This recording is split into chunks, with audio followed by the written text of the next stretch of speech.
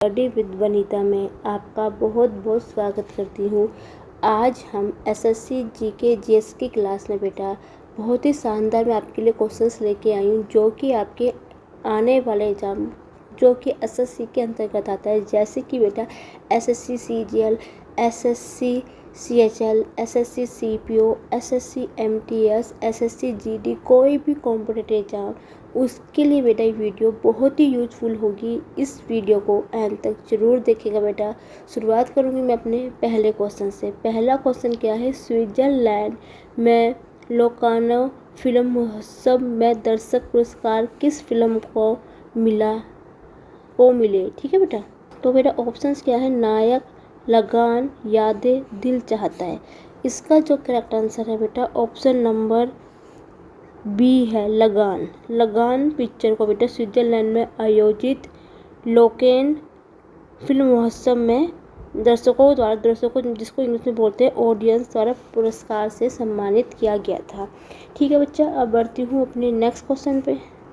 Next question क्या है, चेतन सजीव जीव का मूल अभिलक्षण निम्नलिखित में से क्या है। ऑप्शन ए है श्वास लेने की क्षमता, प्रजनन की क्षमता, संचलन की क्षमता या खाने की क्षमता। ठीक है बेटा, वैसे तो बेटा ये जो है चेतन, ये सभी लक्षणों से क्या है संबंधित रखता है। ये श्वास लेने की क्षमता से भी संबंधित रखता है, प्रजनन की क्षमता से भी संबंधित है, ये संचालन की क्षमता से भी सम्मिलित है, खाने की क्षमता से भी सम्मिलित है। लेकिन बेटा ये संचलन की जो क्षमता है, ऑप्शन नंबर सी, जो संचलन की क्षमता है, इसका बेटा संजीव सबसे अहम लक्षण है, तो सबसे प्रमुख लक्षण जो कह सकते हैं अहम लक्षण है बेटा, ये संचालन की क्षमता का है। वैसे तो ये चारों को ही रखता है, संबंध चारों से ही रखता है, लेकिन तो सबसे ज़्यादा ये सबसे प्रमुख, सबसे ज़्यादा ये संचालन की क्षमता से अभिलक्षण ये रखता है बेटा। तो ऑप्शन नंबर सी इसका बिल्कुल करेक्ट आंसर होगा बेटा। ठीक है बच्चा, अब बढ़ते हैं अपने नेक्स्ट क्वेश्चन पे।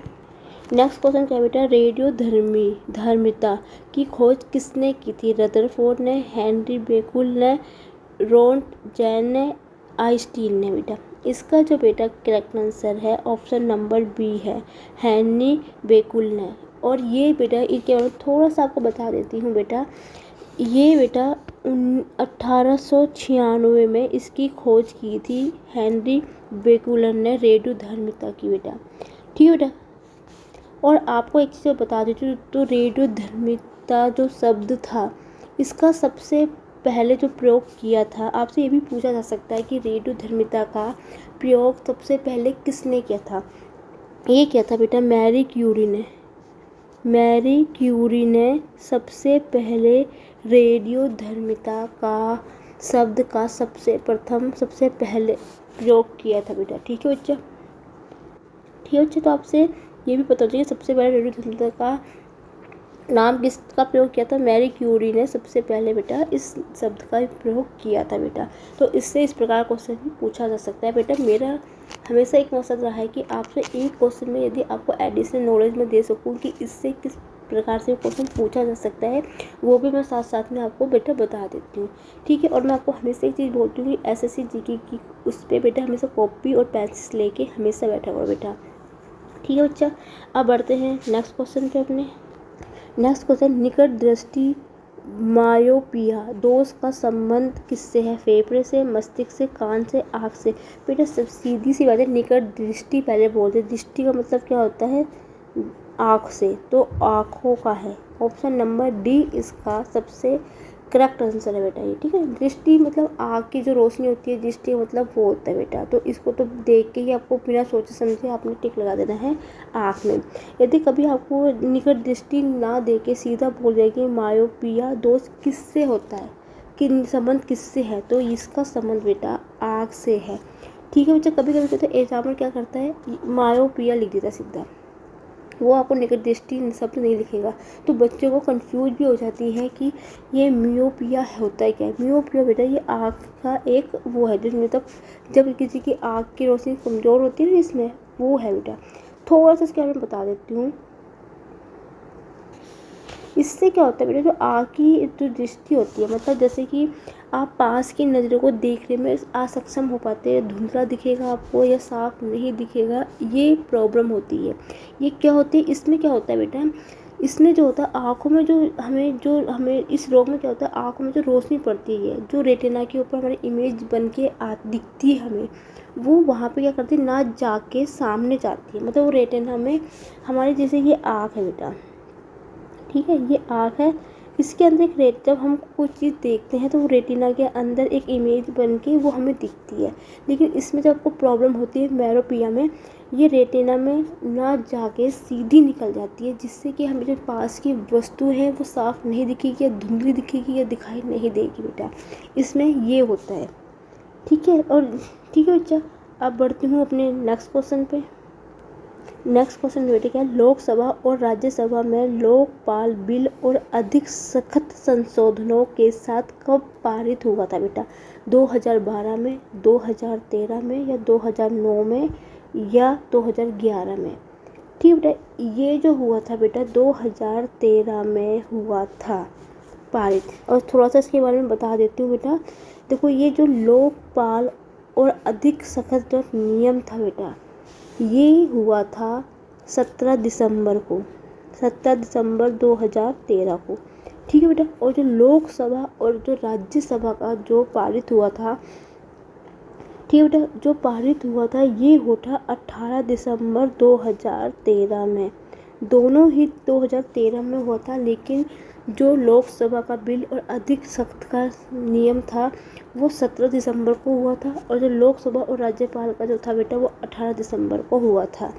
ठीक है बच्चा, अब बढ़ती हूँ मैं अपने नेक्स्ट क्वेश्चन पे।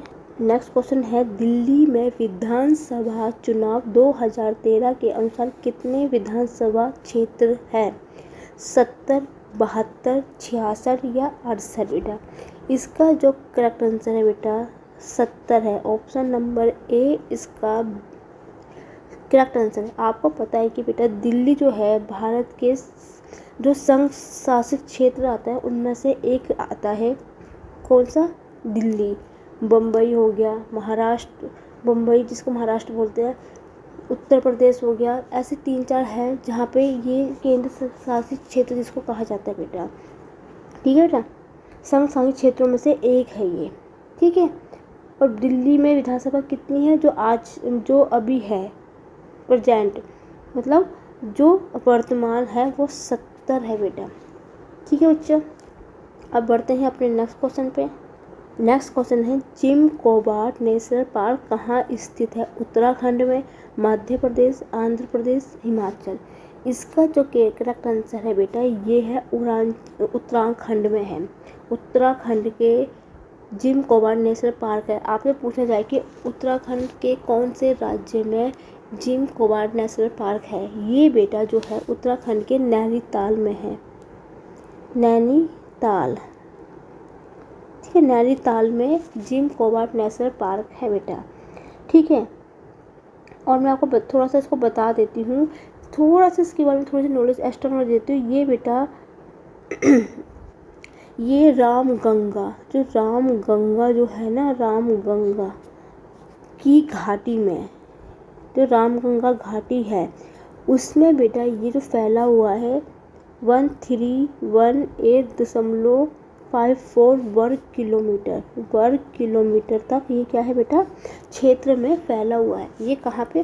रामगंगा की घाटी जो है 1318.54 वर्ग किलोमीटर तक ये फैला। और यहाँ पे जो बेटा है हाथी, शेर, भालू, बाघ, सुअर, हिरण आदि पशु प्रजाति यहाँ पे रखी हुई है बेटा।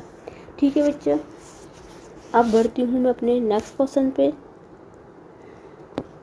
नेक्स्ट क्वेश्चन बेटा, गदर पार्टी का संस्थापक कौन था? गदर पार्टी का संस्थापक कौन था बेटा? ऑप्शन है सचिंद्रनाथ सन्याल, चंद्रशेखर आज़ाद, लाला हरदयाल या बटुकेश्वर दत्त। ठीक है बेटा, इसका जो करेक्ट आंसर है बेटा ऑप्शन नंबर सी है, लाला हरदयाल जी गदर पार्टी के संस्थापक थे। ये बेटा इनकी स्थापना कब हुई थी? 1913 में इसकी स्थापना हुई थी बेटा। ठीक है, और इसके अलावा इसके अंदर कौन कौन थे जो संस्थापक सदस्य जो थे इसके अंदर? सोहन सिंह जी, सोहन सिंह। इनके अलावा मतलब लाला हरदड़ के अलावा अन्य जो स्थापक थे बेटा इसके, सोहन सिंह भकना, सोहन सिंह भकना, करतार सिंह, यहाँ पे जगह यहाँ लिख दूँ, करतार सिंह सरभा, और नंबर 3 में जो थे बेटा रास बिहारी बोस। ये 3 इसके अलावा इनके जो थे क्या थे बेटा? स्थापक सदस्य थे। इसके तो सदस्य कौन कौन थे? सोहन सिंह भकना, करतार सिंह सराभा, रास बिहारी बोस, जो इनके साथ बेटा क्या थे? स्थापक थे बेटा, जो सहायक जो थे इनके। ठीक है बच्चा, अब बढ़ती हूँ मैं अपने नेक्स्ट क्वेश्चन पे। नेक्स्ट क्वेश्चन क्या है बेटा? समाजवाद मूलतः किसका आंदोलन है? बुद्धिजीवी का, गरीब लोगों का, मध्यम वर्ग का, या कामगार का? इसका जो बेटा है, इसका ऑप्शन नंबर डी है, कामगारों का इसका क्या था? आंदोलन था बेटा। थोड़ा सा इसके बारे में बता दूँ, इसमें क्या होता था बेटा? जो समाजवाद जो था, ठीक है, जो समाजवाद था वो कामगारों से काफ़ी घंटों तक काम करवाता था। तो समाजवाद जो था बेटा, इसमें जो मज़दूर होते थे ना, उनसे क्या करता था? जो मज़दूर जो काम करने वाले जो होते थे, कामगार मतलब जो वहाँ पे काम करते थे, मान लो कोई फैक्ट्री जो उसके अंदर काम करते हैं उसको कामगार बोलते हैं। उनसे क्या करता था बेटा? काम को काफ़ी घंटों तक काम करना और मजदूरी एवं उनके अधिकारों की बात की जाती थी। इसके आंदोलन के अंदर जो हुआ था बेटा, ये था ये।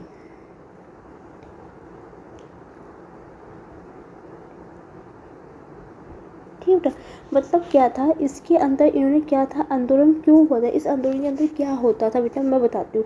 उसके अंदर क्या होता था बेटा, ये बोला जाता था कि समाजवाद में जो कामगारों के कामों के घंटे, मतलब कितने घंटे उन्होंने काम करने, ठीक है, वो उनके मजदूरी और उनके अधिकारों की बात की जाती थी कि कितनी वो मजदूरी कर रहे, कितना उनको पैसा मिल रहा है, क्या क्या उनका हक है, वो इसके अंदर आंदोलन के अंदर था बेटा। ठीक है बच्चा, अब बढ़ती हूँ अपने नेक्स्ट क्वेश्चन पे। नेक्स्ट क्वेश्चन क्या है बेटा? खुजली सीढ़ियों अथवा कोयले की अंगूठियों को जलाए रखने के लिए प्राय पंखा की आवश्यकता क्यों होती थी बेटा? आपने देखा होगा जब कोयले की अंगीठियाँ जलाई जाती है तो वहाँ पे हमेशा पंखा लगाया जाता है। क्यों लगाया जाता है उसका ये पूछ रहा है बेटा। तो नंबर ऑप्शन है, कार्बन डाइऑक्साइड के चूरे को धुएं के साथ परत बनाने की प्रवृत्ति के कारण, सी गिरियों के आसपास ऑक्सीजन की कमी के कारण, सी गाड़ियों पर धुआं और चूरा जम जाने के कारण, सामग्री से समृद्ध नमी निकालने के लिए। इसका जो करेक्ट आंसर है बेटा ऑप्शन नंबर ए इसका बिल्कुल करेक्ट आंसर है। कार्बन डाइऑक्साइड के चूरे के धुएं के साथ परत बनाने की प्रवृत्ति के कारण जो था बेटा, कोयले की अंगीठियों को जलाने के लिए प्राय पंखे की आवश्यकता होती थी बेटा। क्योंकि क्या होता था बेटा, जब ये जो होती है बेटा, जो खुजली या खुली होगा बेटा, खुली होगा शायद, ये खुली है शायद ये, तो खुली सी गाड़ियों, अच्छा तो कोयले की अंगूठी होती थी तभी जलती थी बेटा। क्या होता है इसके कारण जो इसके आसपास था बेटा, कार्बन डाइऑक्साइड की बहुत ज़्यादा अधिकता हो जाती थी, जिसके कारण क्या होता था बेटा, ऑक्सीजन की पूर्ति नहीं होती, मतलब ऑक्सीजन की कमी होती थी। ठीक है, नेचुरल सी बात है, जब कार्बन डाइऑक्साइड ज़्यादा होगी तो ऑक्सीजन की कमी होगी बेटा। तो इसलिए क्या कहते थे इससे क्या होता है कि पंखा चलाया जाता है। पंखे से क्या होता था, कार्बन डाइऑक्साइड बाहर निकल जाती थी और ऑक्सीजन आ जाती थी। जैसे कि आप इसको मैं आपको एग्जाम्पल से समझाती हूँ बेटा। जैसे कि हम किचन में या कहीं भी हम देखोगे हम काम करते हैं, एग्जॉस्ट फैन क्यों लगाया जाता है? एग्जॉस्ट फैन इसलिए लगाया जाता है, हम कोई खाना बनाते हैं, किचन में कोई खाना बनाते हैं या पराठे बनाते हैं, कुछ भी बनाते हैं बेटा, जब उसका धुआं हर जगह हो जाता है, उससे क्या होता है बेटा, कितना धुआं हो जाता है। जब हम फ़ैन ऑन कर देते हैं उससे तो धुआं बाहर चल जाता है और थी हवा सही रहती है। ऐसे ही कमरे में होते हैं। एसी जब चलाते हैं रात को तो कितनी गर्मी होती है, कमरा बंद करते हैं कम होती है। जब आप एसी ऑन करते हैं तो गर्म हवा जो होती है वो एसी से बाहर चली जाती है, पानी की वाष्प के रूप में गिर जाती है और ठंडी हवाएं मिलती है। ये उसको बेटा इसको इस एग्जाम्पल से समझो। ठीक है बेटा, उम्मीद है समझ में आया होगा। ठीक है बच्चा, आपको बेटा हमेशा यही पता है कि मैं हर अपने उसमें 10 ही क्वेश्चंस लेती हूँ, क्योंकि बेटा मेरा हमेशा एक मानना है, मैं आपको हर एक वीडियो में बोलती हूँ कि कम करो लेकिन इतना करो कि आपसे कोई बच्चा महीने बाद, 2 महीने बाद, 3 महीने बाद भी पूछे तो आपको वो चीज़ पता होनी चाहिए बेटा। इसके प्रॉपर से आपको नोट्स बने हुए चाहिए कि जिससे कि कोई भी कॉम्पिटेटिव एग्जाम है, यदि आपके पास नोट्स बने हो तो बेटा आप ईजिली इनको लर्न कर सकते हो। ठीक है बेटा, ज़रूरी नहीं है कि 25 क्वेश्चन एक ही दिन में करने बेटा। शुरुआत कम से करो लेकिन ऐसी करो कि बेस्ट करो बेटा। ठीक है, उम्मीद है आपको आज की वीडियो पसंद आए। वीडियो पसंद है तो प्लीज़ बेटा मेरे चैनल को सब्सक्राइब करना ना भूलें, पहली बार विजिट कर रहे हैं। यदि आप मेरी आपको वीडियो अच्छी लगे तो प्लीज़ बेटा लाइक करना ना भूलें। वीडियो को शेयर जरूर करें जिससे कि वीडियो और बच्चों तक जहाँ से पहुँचे। यदि and thank you for watching my video. कल फिर मिलूंगी नई क्लास में नए क्वेश्चन के साथ। तब तक के लिए बेटा गुड नाइट।